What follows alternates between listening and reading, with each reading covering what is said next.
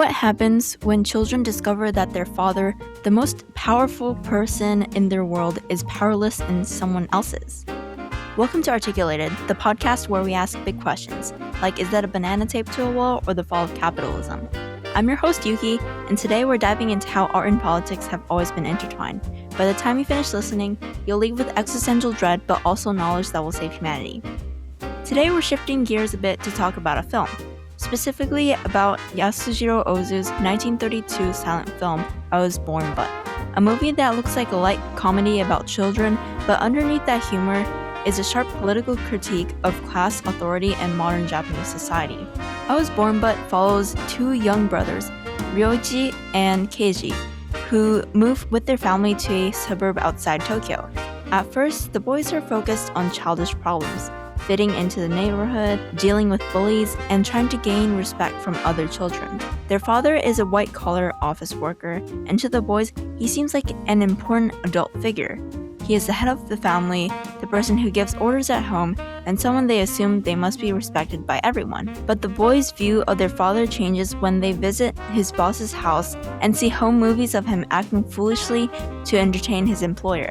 Suddenly, they realize that their father is not powerful in the outside world. He has a boss. He has to flatter that boss. He has to lower himself in order to keep his job. This discovery shocks the children. They feel embarrassed and betrayed. Their father, who seems so authoritative at home, is revealed to be subordinate at work. The boys protest by going on a hunger strike, refusing to accept the grown-ups' role of hierarchy. But eventually, their father explains that this is simply how society works. Everyone has someone above them. That's the basic story. However, the film is about much more than two children being disappointed in their father. It's about how people learn their place in a modern class system. The boys begin the film with a very simple idea of power. They think their father is powerful because he is their father. Inside the home, he has authority. He tells them what to do. He represents adulthood, discipline, and respectability. But once they see him in relation to his boss, they realize that authority is not absolute. It depends on where you stand in the social and economic order. This is a painful lesson for the children. The father may be a good man, but goodness does not make him powerful. He may be loving and hardworking, but he still has to submit to someone richer and more important. Ozu is showing that modern society is not organized by moral worth.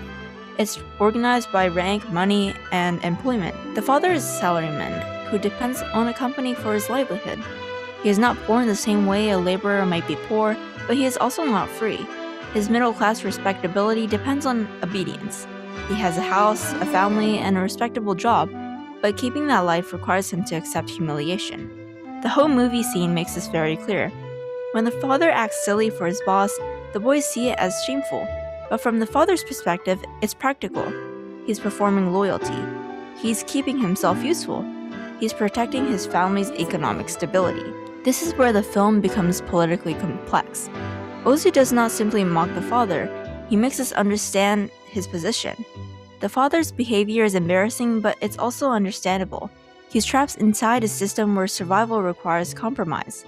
The boys' hunger strike is important because it is their form of political protest. They cannot write a manifesto.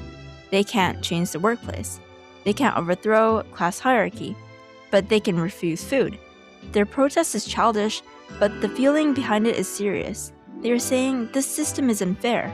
Why should our father have to bow to another man? Or why does the boss's son have more status than we do? Why does money decide dignity? These seem like childish questions, but they are also very political. To understand the deeper background of the film, it helps to think about the Meiji Restoration.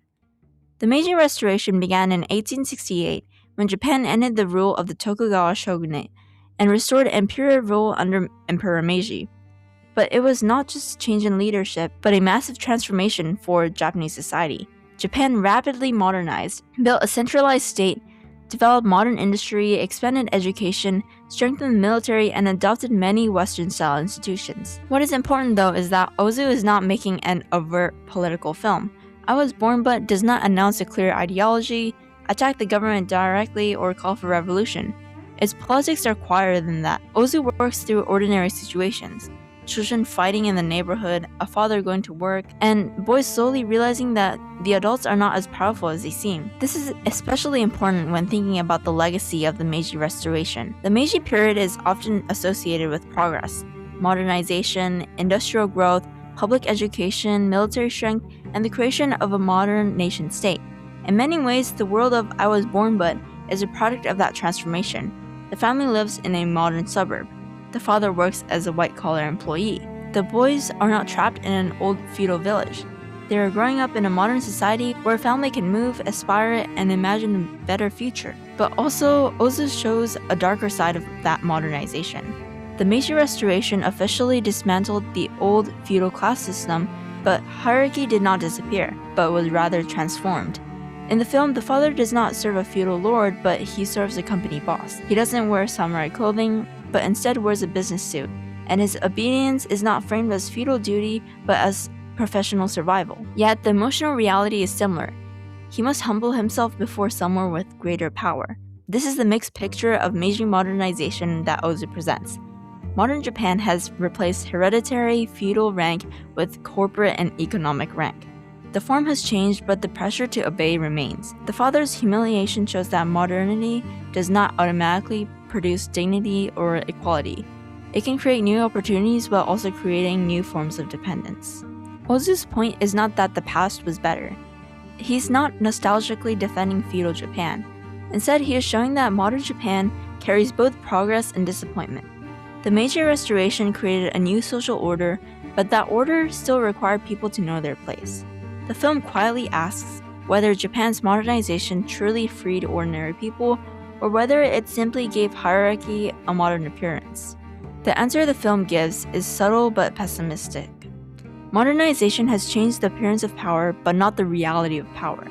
The father no longer serves a feudal lord, he serves a boss. The children's world mirrors this adult world. At school and in the neighborhood, the boys deal with bullies, alliances, status, and power.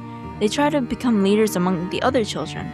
They learn that being close to powerful people matters, and that the boss's son has status not because he is stronger or better, but because his father is important. This is one of Ozu's sharpest ideas of the film. Childhood is training for hierarchy. The playground is not separate from politics. It prepares children to accept the logic of adult society. The title, I Was Born But, captures this perfectly. It sounds unfinished. And it is. But what? But I was born into a world already organized by inequality. But I was born into a society where my father must obey another man. But I was born with a sense of dignity, only to learn that dignity depends on class position. The title suggests that being born is not the same thing as being free. You enter a world that already has rankings, rules, and limits. Ozu's film asks whether that new society truly freed people from hierarchy, or whether it simply gave hierarchy a new modern form. That's why I Was Born But feels relevant. Many people today still understand the father's situation, performing respect at work, laughing at a boss's jokes, accepting small humiliations, and justifying it all because family and survival depend on it. The boys are naive, but their naivete lets them see the truth. They ask the questions adults have learned not to ask. Why does one person have power over another? Why does money create respect? Why must dignity be sacrificed for security? Those questions are what make I Was Born But not only one of Ozu's greatest work, but also one of his most politically revealing. Thanks for listening. I hope to see you in the next episode.